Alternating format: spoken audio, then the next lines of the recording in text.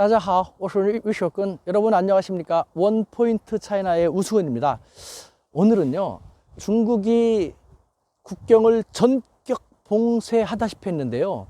왜 그런지 그 숨은 이유에 대해서 한번 알아볼까 합니다. 네, 중국이 사실은 이 미중유의 위기를요, 전례 없었던 위기를 미중유의 기회로도 활용하고 있는 듯한 느낌이 많이 포착되어 있기 때문에 그런 것이거든요. 자, 먼저 중국이 모든 외국인의 입국 금지 조치를 전격적으로 단행했습니다. 지금 중국의 상황을 보면요, 국내에서의 확진자는 뭐 거의 없다시피 합니다. 근데 지난 며칠 동안 확진자가 수십 명이 나타난 것은요, 외국에서 들어온, 즉 역유입된 그런 확진자들이었거든요. 그러니까 중국이 상당히 당황할 수밖에 없는 것이죠. 그래서 전격적으로 칼날을 들고 나온 것인데요, 이대로 잘못되면은 또 악몽이 시작된다, 그것은 있어서는 안 된다 라는 것입니다. 그런데 과연 이런 이유만에 이렇게 전격적으로 국경을 봉쇄하다시피 했을까요? 네, 유입자, 확진자를 유입시키는 것, 확진자를 차단시키는 것은 가장 중요합니다. 절체절명입니다.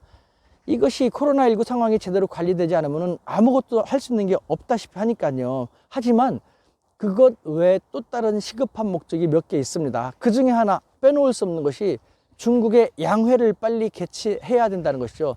양회가 무엇입니까?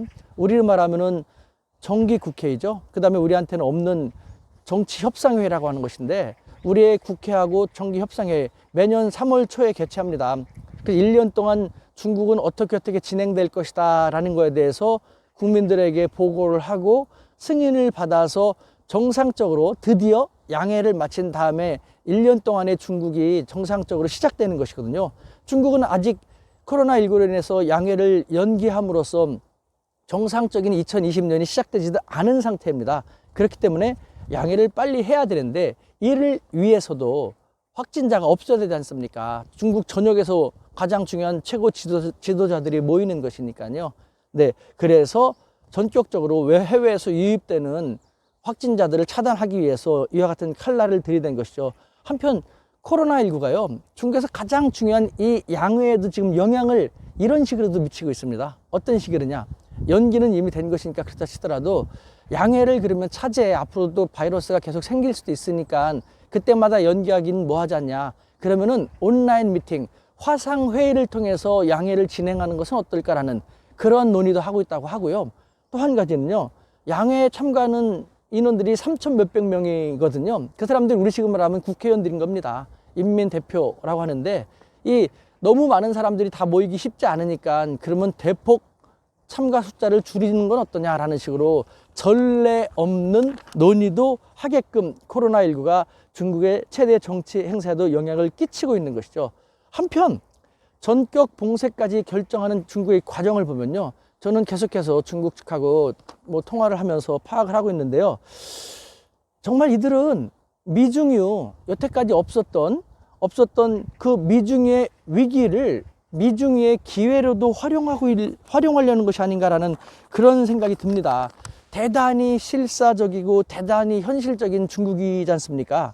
이 위기 국면을요, 다시 오지 않을 수도 있는 이 순간을 다각적으로 잘 활용하겠다라는 느낌이 든다라는 것이죠. 그 중에 하나가요, 중국은 이번에 국경 전격 봉쇄를요, 어떠한 시뮬레이션 측면에서도 활용하려고 하는 듯한 느낌이 듭니다. 어떠한 시뮬레이션, 먼저 시뮬레이션이 무엇입니까? 어떠한 현상이나 사건을 해결하기 위해서 실제와 비슷한 상황 혹은 모형을 만들어 갖고 가상으로 수행함으로써 실제 상황의 결과를 예측하는 것, 그것이 시뮬레이션이지 않습니까? 어떤 시뮬레이션을 하려고 하는데, 어떤 시뮬레이션이냐, 바로 중국이 혹시 만약 국제사회로부터 고립되었을 경우에는 중국은 과연 어떻게 살아날 수 있을까, 어떤 영향을 받고 어느 정도 시점에서는 어떤 식으로 해야지만 생존할 수 있을까 라는 시뮬레이션으로도 한번 활용해 보겠다라는 그런 느낌이 든다는 것이죠. 물론 외국인 입국 금지가요, 언제까지 지속될지 모르지만 이것만으로 중국이 완전히 고립됐다고 할 수는 없습니다. 하지만 사실 이와 같은 외국인 입국 금지를 일반적인 정상적인 상황에서 전격적으로 단행하기란 쉽지 않지 않습니까? 그렇기 때문에 이와 같은 미중유의 위기를 이와 같은 시뮬레이션을 돌리면서도 나중에 우리가 예를 들면은 미국하고의 이 분쟁이 점점 심해져 갖고 점점 고립되어질 경우 그때 중국은 어떻게 살아날 수 있을까?